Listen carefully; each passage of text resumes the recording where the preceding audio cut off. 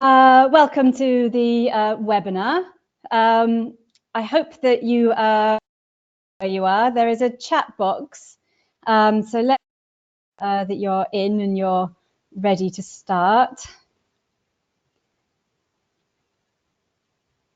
I think everybody is here. So before we begin, just a little bit of housekeeping for you.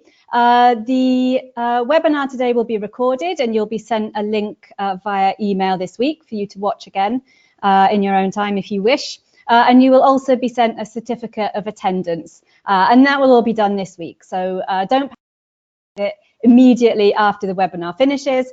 You will hear from us this week with all the information, the link to the webinar and your certificate. So thank you for being here today. I hope you're having a lovely day. I don't know if it's morning or afternoon or evening. Lunchtime here for me, I'm in Poland.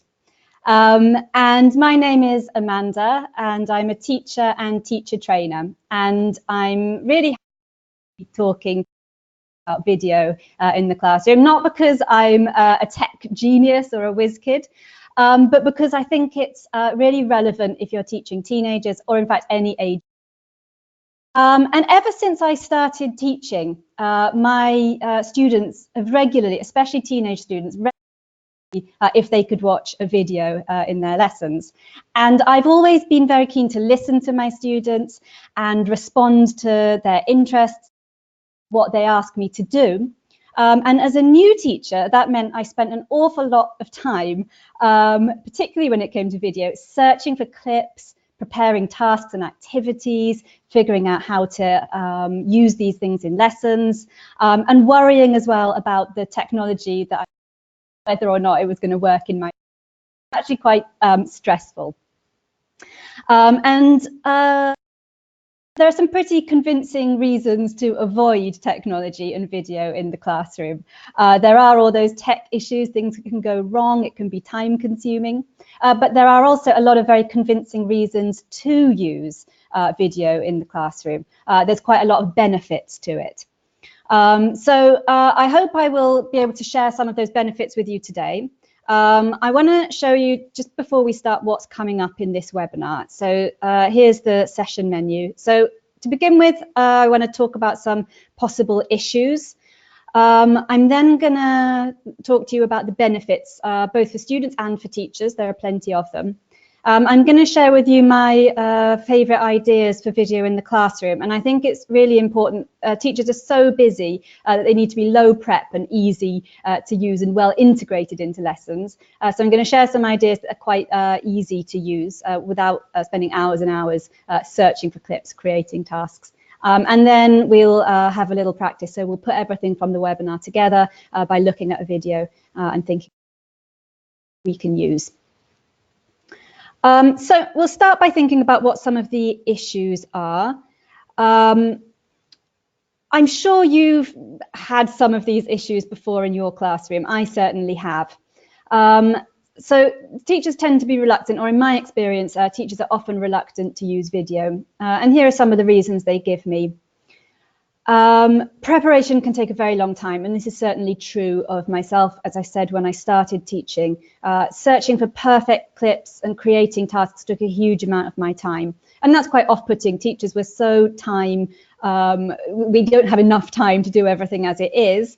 And when we have to look for authentic materials, then it can be very, very time-consuming. And then there's the problem with unreliable technology in the classroom. This, I think, used to be quite a big one for me until I realized that there are so many things that can go wrong in the classroom anyway. Your board pens can run out, you might have a power cut, students forget their books, maybe the photocopier doesn't work. And I think that we're getting, there are many more options all the time in terms of technology. Most students now have got a decent phone, so clips can be watched on phones. We can download clips from YouTube fairly easily. One reason why teachers are a little to use video is the amount of pre-teaching and clarification they need to do, particularly with using authentic materials, ones not designed for language learners. There can be too much vocabulary that the students don't know, or perhaps grammar that hasn't been introduced yet. Time during lessons, of course, we have a syllabus to get through during the school year. Students, once you do something and they enjoy it, they want it over and over again. I think this is certainly the case if you only use videos very occasionally and use them as a treat, then it will be something that students are begging for. But if you use videos regularly and they're well integrated into lessons, then students will appreciate them, but it won't be something that you have to use as a treat, something that you have to put a lot of pressure on to turn into a perfect lesson. And then we also have to be careful about parents and caregivers. I think more and more teachers need to be more skillful at communicating with parents and caregivers and explaining what's happening in the classroom so that parents, caregivers can see the value too. And we're going to have a look at some of the values now and why video in the classroom is a good choice. And we can break the benefits down. For me, I see benefits falling into 4 main areas, and those are motivation, communication, language development, and skills development. And I'm going to talk to you a bit about all 4 of these areas. We'll look at motivation first. Now, teenagers already have a very positive film. Who doesn't? We all enjoy watching films, TV series, clips on YouTube. So they already have a positive attitude to film. And the more positive the learning environment, the more comfortable students are in the classroom, then the more able they are to learn. So we can really make use of this positive attitude by bringing something that the students do outside the classroom, inside the classroom, which makes learning seamless. Videos are a very natural way to learn. We need to learn how to do something. We have a tutorial on YouTube, so it's very natural. And video offers a change from the regular classroom routine. Lessons can get a bit repetitive, topics can get a bit repetitive. We generally see similar topics coming up in the units of the course books we use. And videos can get routine. As well, a change of pace and help students relax, because often we forget our teenage students are coming to us. They've got a lot going on. They might be stressed about exams. If we're teaching in private language schools and they're coming after a long day at school, they can be quite stressed. And a video can relax. And I'd say that videos also help students become better learners outside the classroom. If we show students that they can watch these authentic texts, if we teach them for dealing with unknown vocabulary or high-level grammar that they don't know, if we help them deal with these strategies and help them to cope with working with text when they don't understand every single word or everything that's happening, that in the classroom, then they're much more able to do that outside the classroom too. And obviously, the more they interact with English outside the classroom, the easier our lives are as teachers, because they're learning by themselves. They're becoming more autonomous, and we don't have to do so much work in the classroom. And also, in terms of motivation, I think if to our students, if we think about what they like doing and we use that in the classroom, it shows them that we care. And when the students know that the teacher cares about them, a little bit harder, and they tend to do what we ask of them a little bit more. Videos are great for teaching communication.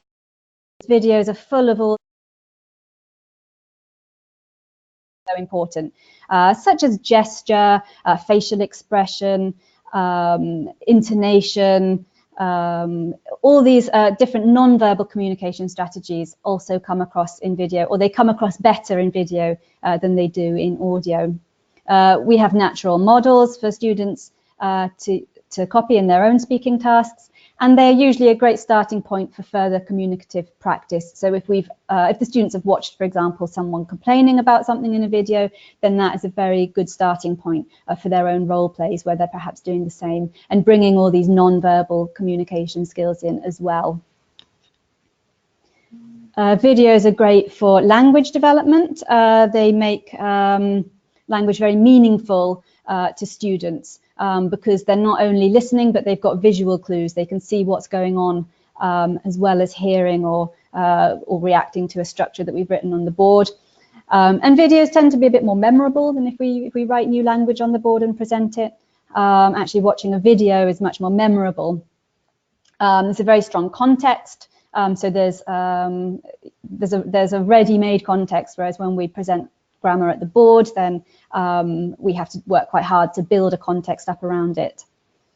And videos, we generally, if we go to the effort of bringing a video or a clip into the classroom, we generally show it more than once, which gives students very good exposure to grammar and vocabulary that might be in that video. So they're hearing the new vocabulary more than once.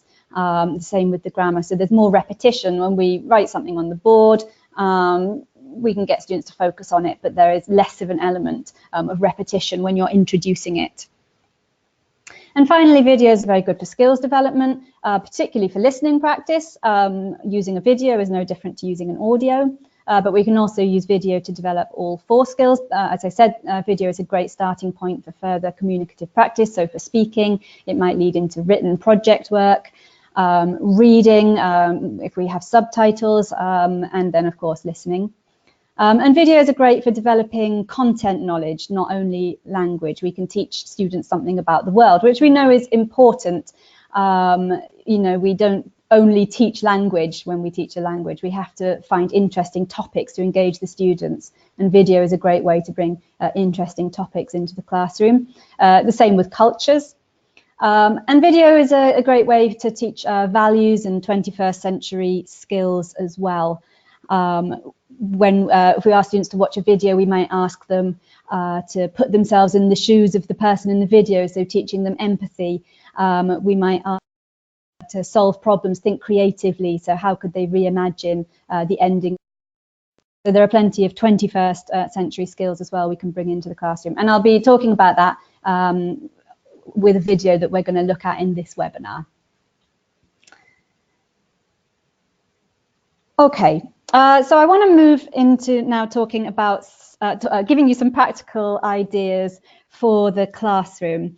And I'm going to be using one video ideas. And of course, you wouldn't use all these ideas with the same one video in the classroom. You would choose 1 or 2 ideas maximum per video. But so to make things easier today, we're going to watch one video, and I'm going to talk about different things that you could potentially do. And it would be up to you to choose which ones you think would work with your students. And the ideas can be used to any video, so they're not specific to this video that I've chosen. Now, if we want to use a video in the classroom, it's really important to contextualize it. We want to make the most of the materials we bring into the classroom. And if we just ask students to sit down, watch the video, we're not really making the most of it. Now, in real life, we usually make a decision to watch a particular clip, recommended by a friend. Maybe it came up on our social media. Maybe we've heard a review or read a review, and we know that the video is part of an excellent series. Maybe we're interested in the topic. So in real life, we always have a reason to watch something. In the classroom, it can be a little bit contrived because it's the teacher who's chosen, and the students might not necessarily choose the same video to watch themselves. So that means it's really important to contextualize the video and really set the scene. So we need to introduce the video in a way that's going to grab the students' attention, get them thinking about the video, get them thinking about the topic. So to get them interested and to get them invested. And one way that I like to interest my students in using screenshots. I really like screenshots. They're so easy to take. You just play the video and interesting points during the action, press print screen, then you've got your screenshots. So it's a really easy way, low prep way to introduce the video. We're going to watch a video in a moment, and here's one of the characters from the video. And one thing I like to do with the screenshots is to ask students to create character profiles. Now, this video has got one main character, but you may be working with a video that has got a few different main characters. And to do this activity, all the students need to do is character profile based on the picture. And teenagers often need a little bit more support, a little bit of direction. So I might give my students some questions to while they're creating their profiles. These are questions for they're sort of a B1 plus level group, so you would adapt them depending on the level of the students. Students would work in pairs or groups to come up with a character profile based on the screenshot. And of course, when it comes to watching the video, they watch and they compare their character, the predictions they made based on the picture to what the character is actually like in the film. So it's a ready-made prediction gist task. They make some predictions about the character and then they watch and check. If you have time, then character profiles is a good opportunity to get a little bit of speaking practice into your lessons. Lessons shouldn't only be about watching a video, it's also about developing English language ability. Character profiles are a great way to bring a bit of speaking into the classroom. Students can take on the character that they have created and mingle or do a bit of pair work. So the task might be, once the students have created their new character, they then have to speak to 5 people and find things in common with each person. They could mingle and find their new best friend, so they assume the character that they've written and mingle and speak and find someone who they think that they would get on with. Giving clear tasks for speaking is great for teenagers because they can be a little bit reticent to speak, and you don't want them to just ask and answer questions. We want it to be a more developed discussion to develop their speaking skills. So that's a nice task. If you've got time for a bit of extra speaking, then turn it into a bit of a mingle as well. If not, they can create the profiles and watch and check. A couple more ideas of things you can do with screenshots is use them to ask students to create stories. So they come up they look at the screenshots and they decide what they think the clip or the video is going to be about. So you would take 5 or 6 screenshots of interesting moments throughout the video, and students predict what they think is going to be happening. It could be that you give them those 5 or 6 screenshots mixed up, and the task is for the students to put them into a logical order to create a story. And of course, with both of these ideas, students would work with a partner or in a group. They would predict their story. They would explain their story in groups to a new partner, again, getting that speaking practice before they watch and see how close they were. And of course, if you've got students to share their predicted stories with each other, there can be a vote after you watch who was the closest to the real story. You could vote on anything you like, whose was the funniest, who was the most interesting. So we're going to watch a video now, and I'm going to show you, first of all, 6 screenshots. You can see the first one there on the film, 6 screenshots. And I just want you to think, while I scroll through them, what do you think the film is going to be about? Here is the first screenshot. This is the second one. So we have the same character. He's talking to a girl. Here he is again in the park.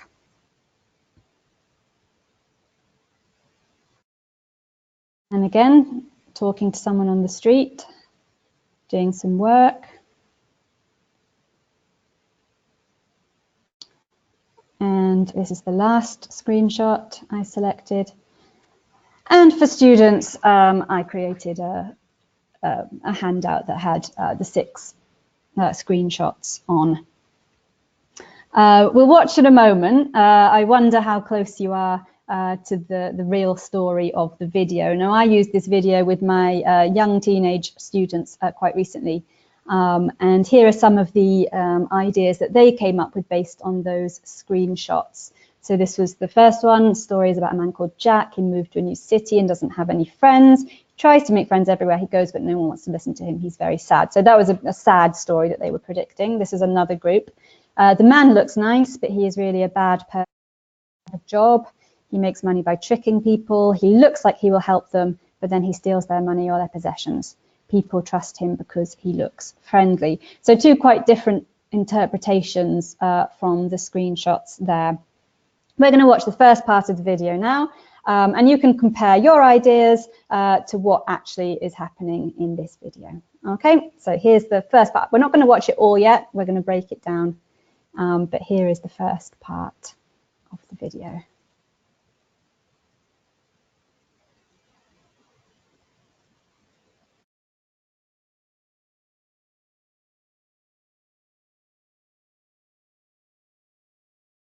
Can I help anyone with anything? X? Nah. I'm trying to do a couple of nice things for people today. I just wondered whether there's anything I could do for either of you. I don't know. Nice to meet you. I'm Joe.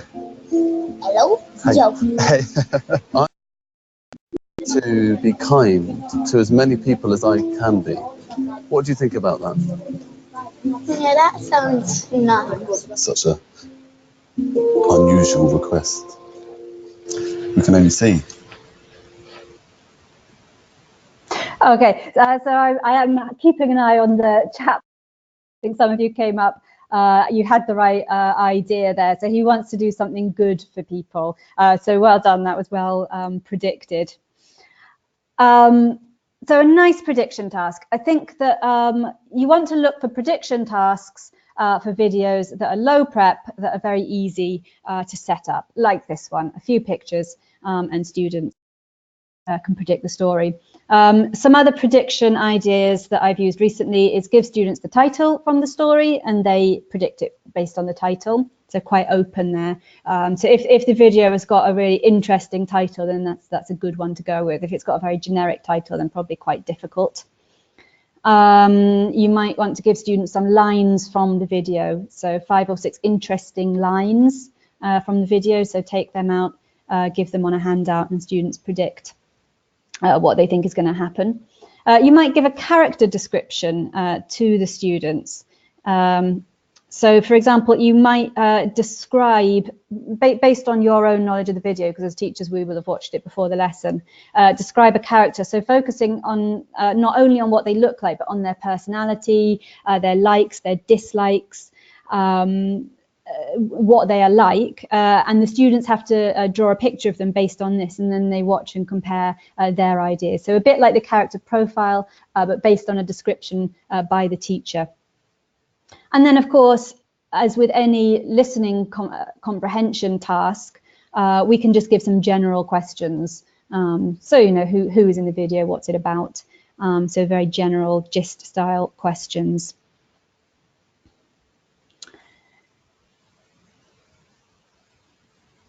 Okay, we talked a little bit at the start of this webinar when I was talking about the reasons for using video, about they're a great way to teach a whole range of different skills and 21st century skills.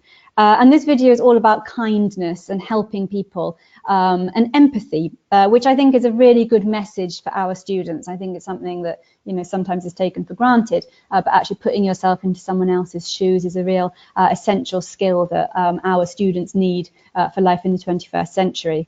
So I think the video has got a very nice message.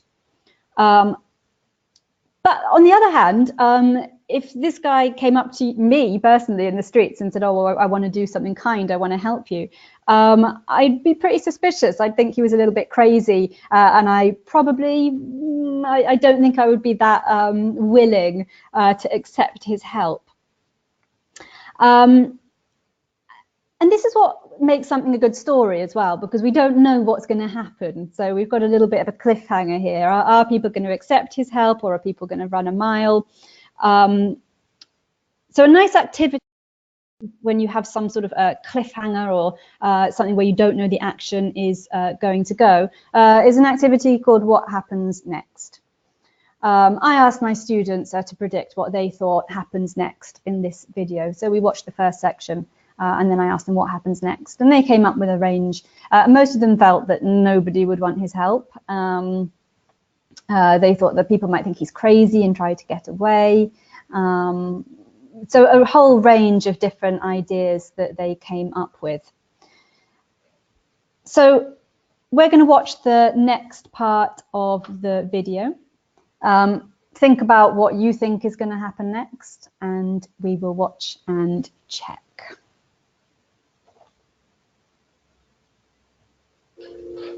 Do you have a minute? Let's hurry up. The worst case scenario is that no one trusts me. I come away from it, I'm like, I'm not a nice guy. I wonder whether I can help you with your bags. You seem to have a lot. It's really sweet of you, but I'm okay. People are a bit suspicious. They don't really want your help enough for them to put themselves in danger of someone who might have ulterior motives, you know? No. Anything, though. Anything.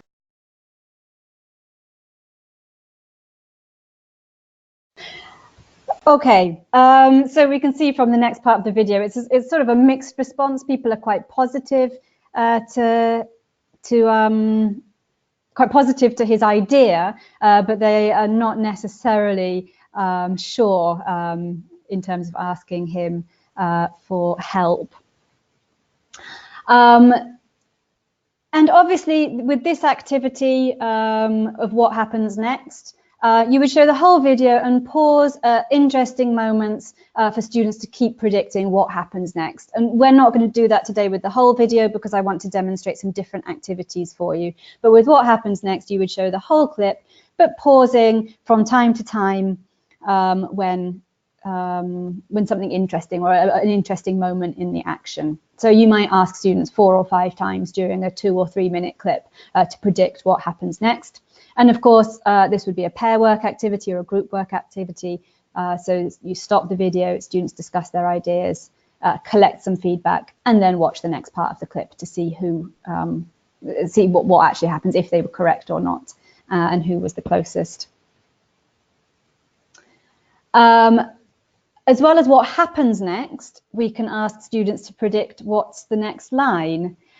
So he's just asked this lady at the bus stop if he can do something, and she said, oh, anything, and she's thinking quite hard about what she could ask him to do. I wonder if you could let me know in the chat box, what do you think she is going to ask him to do? What do you think the next line in the action is going to be?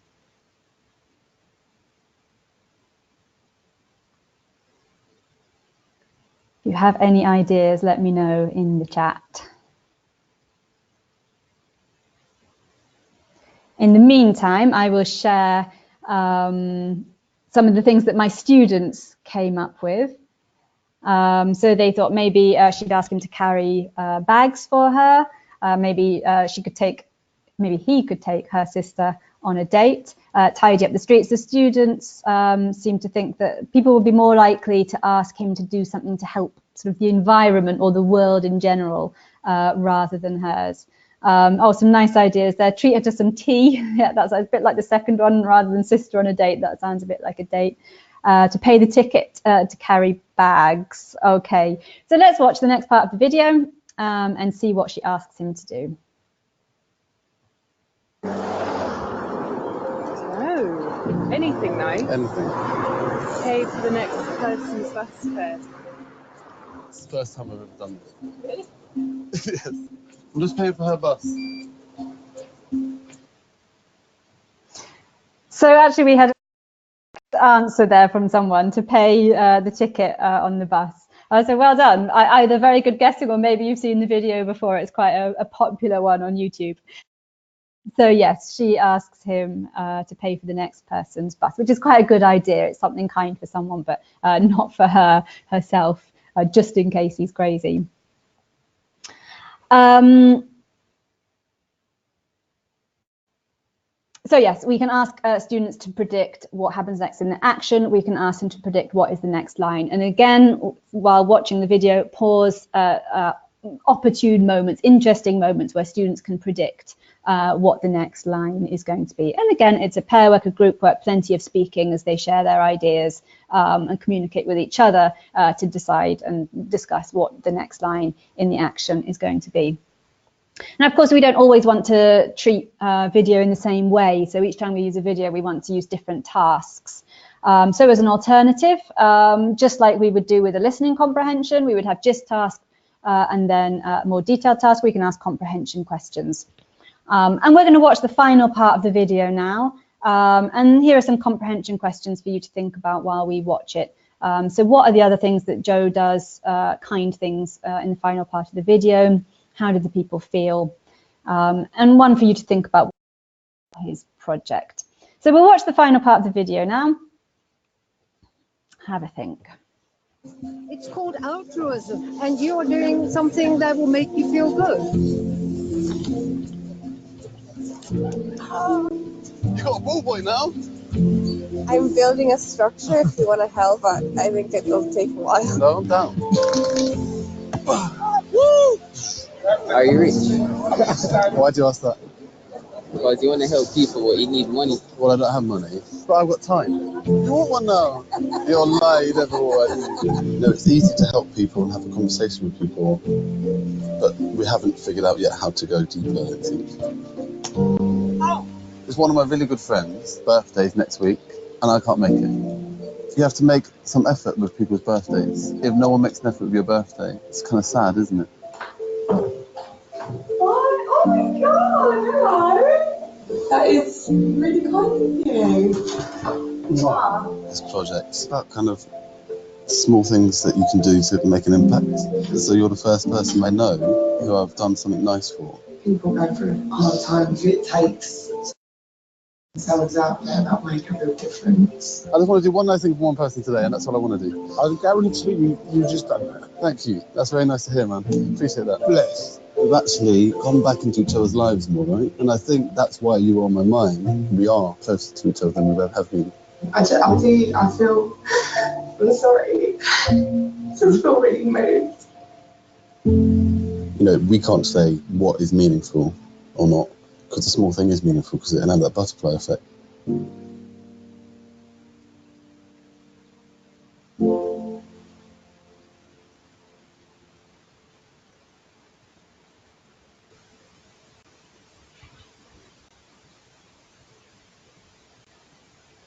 Okay.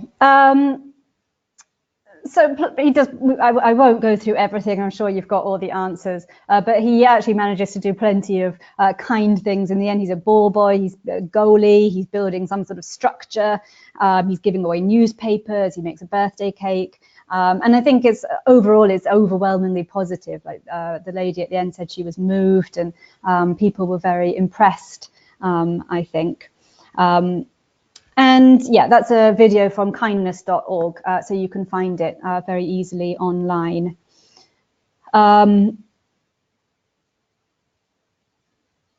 So comprehension questions, of course, we all use them all the time.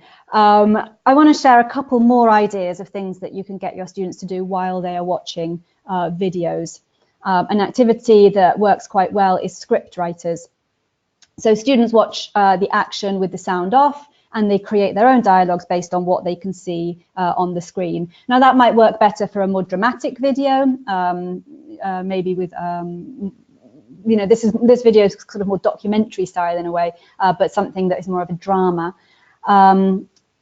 Students will need to watch it more than once to figure out what's going on and what the dialogue might be about. Once they've watched it a few times and come up with their dialogues, they can act them out. They can read their scripts as you play the video.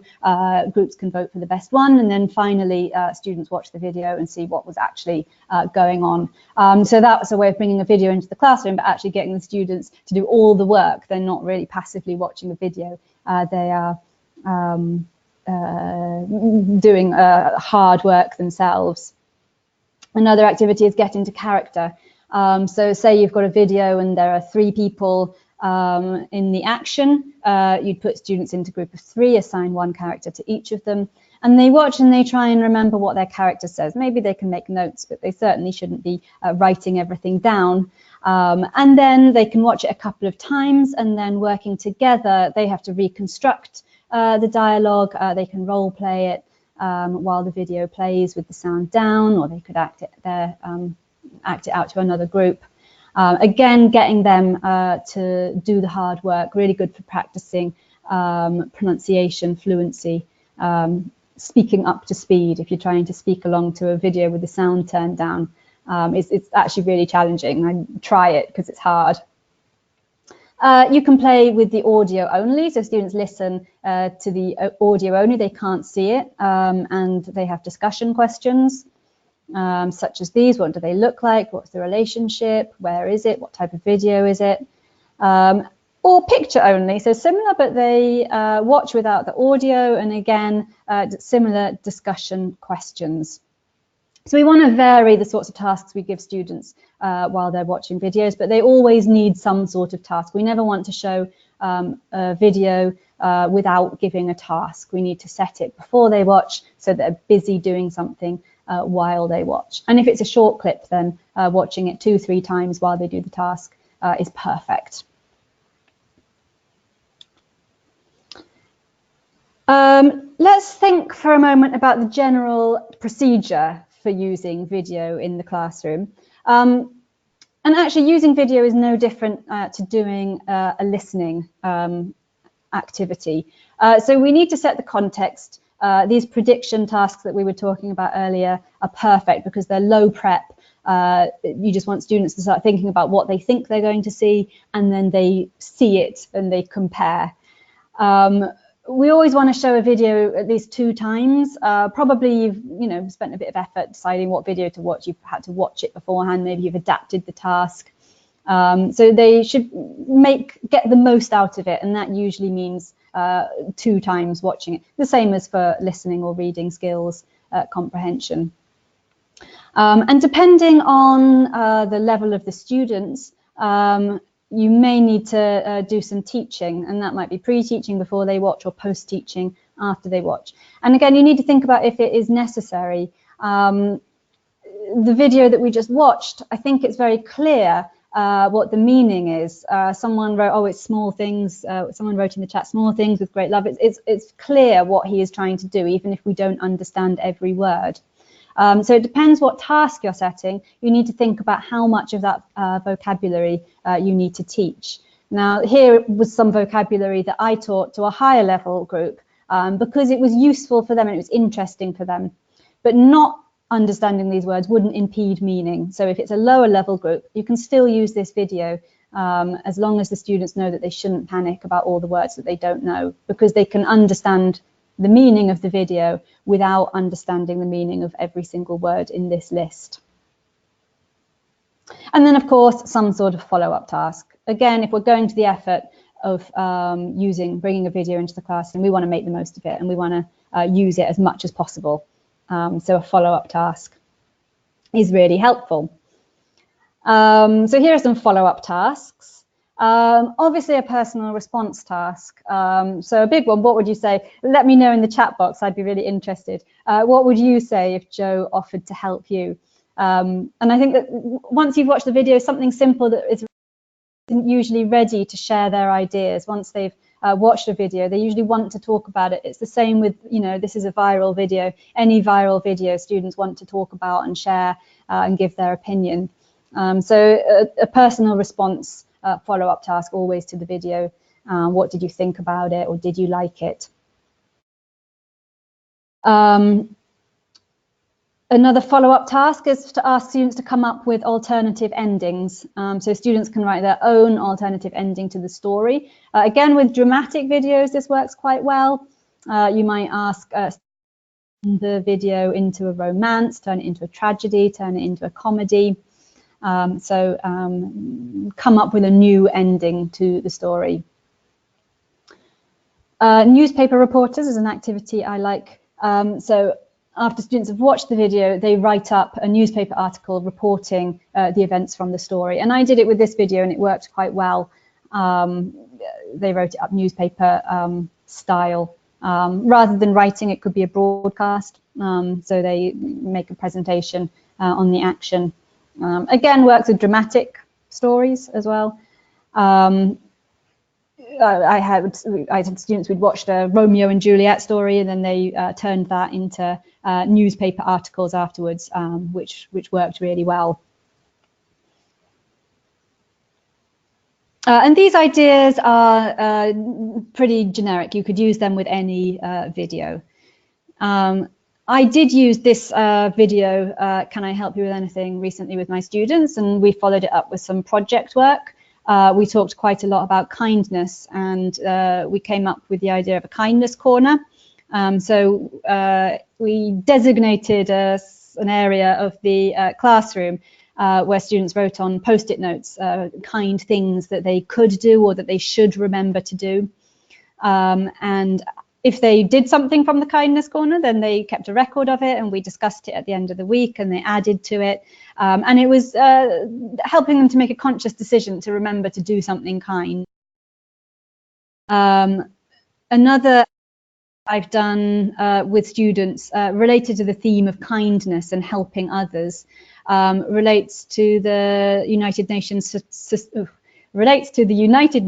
Sustainable Development Goals, which are 17 goals which aim to transform the world for the better by 2030. There are 17 goals and they're split into 17 main areas. Christmas is coming up, so I asked my students for each of the 17 goals in groups. They brainstormed things that they could do within each area. So the second goal is zero hunger. So they talked about volunteering at a local homeless shelter, donating food to a homeless shelter. In terms of climate action, they talked about recycling and what we could do in the classroom for doing less photocopying, wasting less paper. And their task was to choose a gift that they were going to make to the world as a Christmas present to the world. So that's quite a nice one. Christmas is coming up, so feel free to create your own sustainable development goal Christmas gifts to the world with your students. Okay, so I want to show you one more video. Now, the video I was using is on YouTube. It's called Can I Help You With Anything? But any course that you are using now will probably come with videos as part of the course. I use GoGetter, which is a really nice book, and it has plenty of videos. And this video is taken from GoGetter. I'm going to show it now, and I want you to have a think what activities from the webinar today would work with this video. So if you were going to use this video in the classroom, what would you use from today's webinar? So watch and then let me know in the chat box what you would use for this video. It's a culture-based lesson. It's about transport in London, and it's for low-level students, sort of around the A1 plus A2 mark. So here we go. Hello and welcome back to Get Culture. Look, can you guess our topic today? That's right, our topic is transport in London. Nearly 9 million people live in London, and another 31 million people visit every year. How do you think all of those people travel around the city? Well, there are lots of ways to travel around London. But the quickest way to travel is by tube.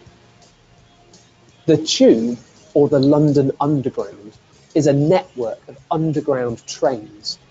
The trains travel through tunnels to different underground stations.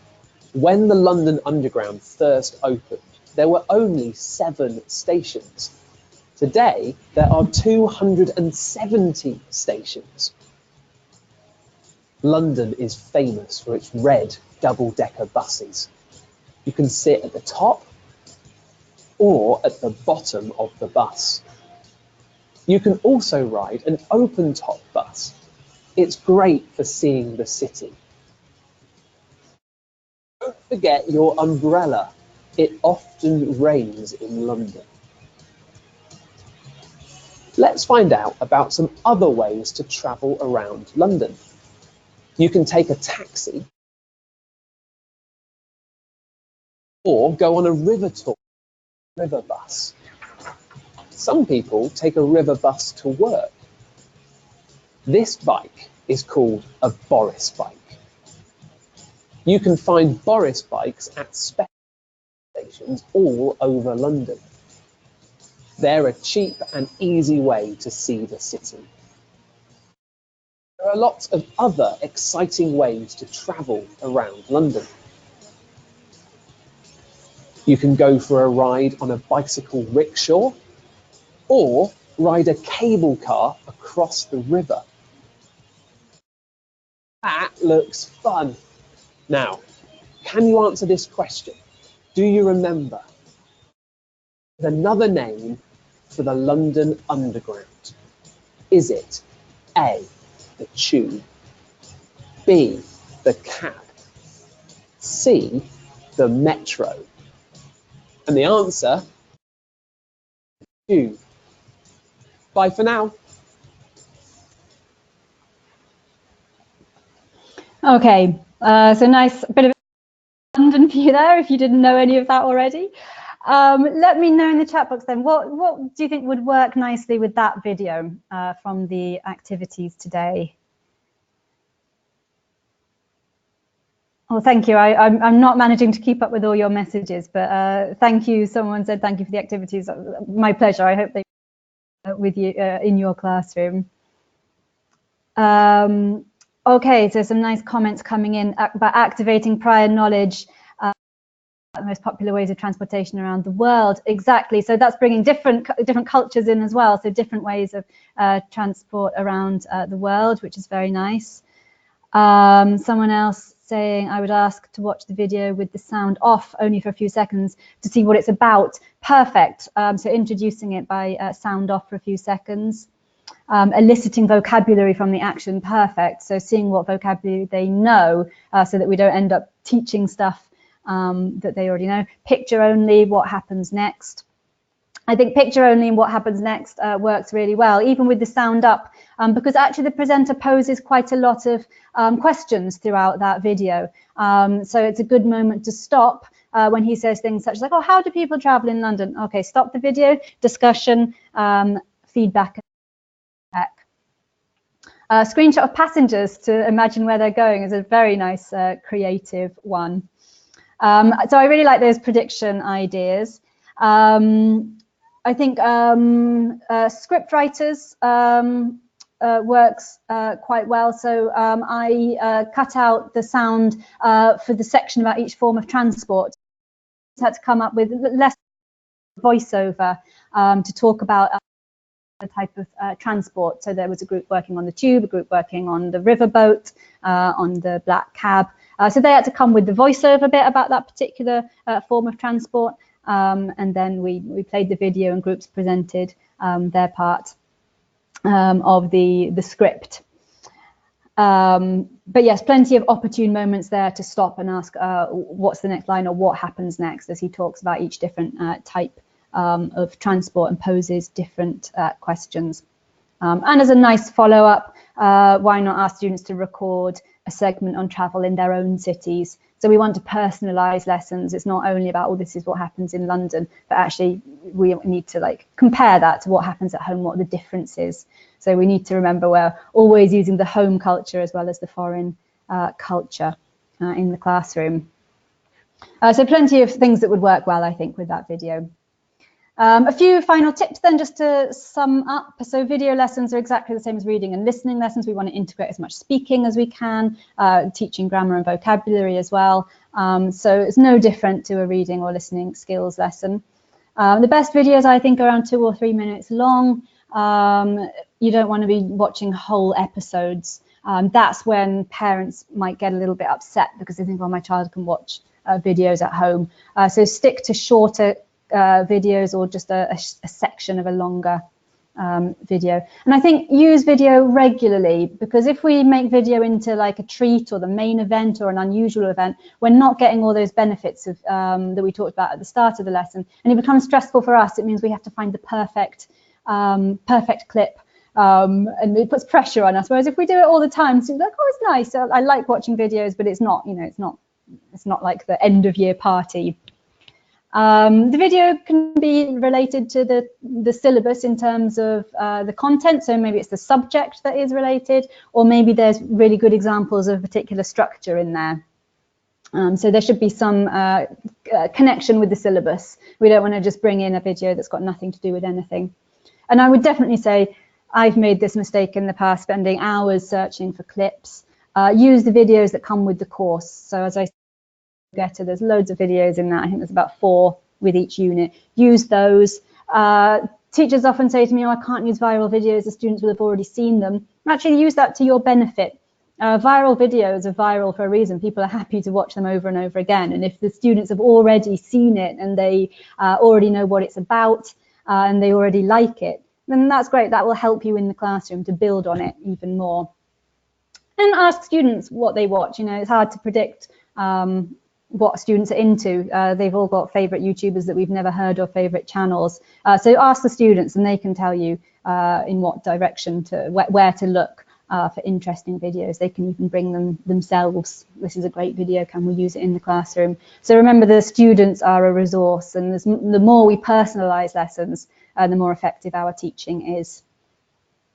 Thank you so much for joining me. I hope there's some useful ideas for you today. Good luck trying them out in the classroom. I said this at the beginning, I'll repeat it now in case someone joins late, but you will get a certificate of attendance later this week by email.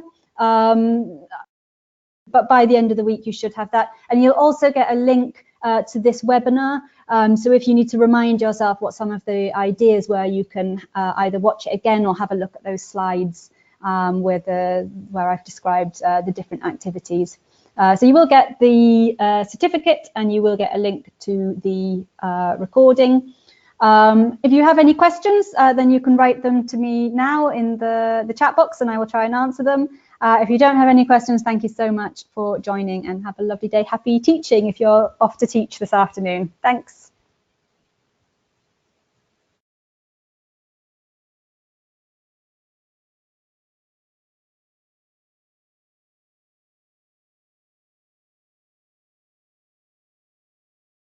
I don't see any questions, so thank you very much for joining. Thanks, good luck and goodbye.